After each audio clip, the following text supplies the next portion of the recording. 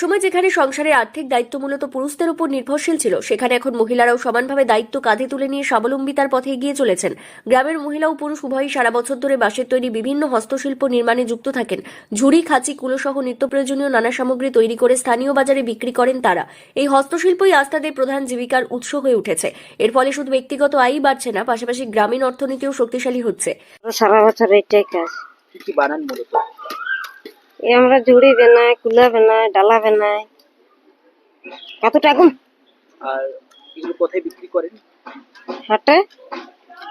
যেভাবে আপনারা পরিশ্রম করেন, পারিশ্রমিক সেভাবে মেলে আপনাদের? না তো, কত বছর ধরে বাড়াচ্ছেন এগুলো? বহু বছর থেকে বানাই এগুলো। এখন থেকে তো নাই, বহু বছর থেকে। স্বামী কি করেন? আমাদের দু স্বামী স্ত্রী এইগুলোই কাজ আমাদের। গ্রামের মহিলাদের মধ্যে কবিতা মাহালি, শম্পা মাহালি বলেন, বিয়ের পর শ্বশুরবাড়িতে এসে তারা এই কাজ শেখেন এবং ধীরে ধীরে দক্ষতা অর্জন করেন।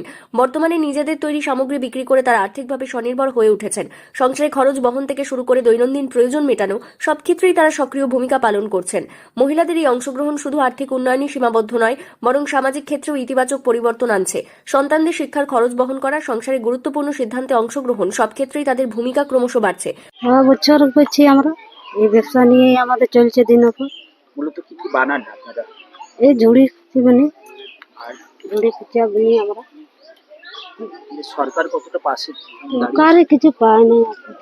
পান? লক্ষ্মীর ভান্ডার পান? কি বলতে? হ্যাঁ পায়, ওইটাই পায়।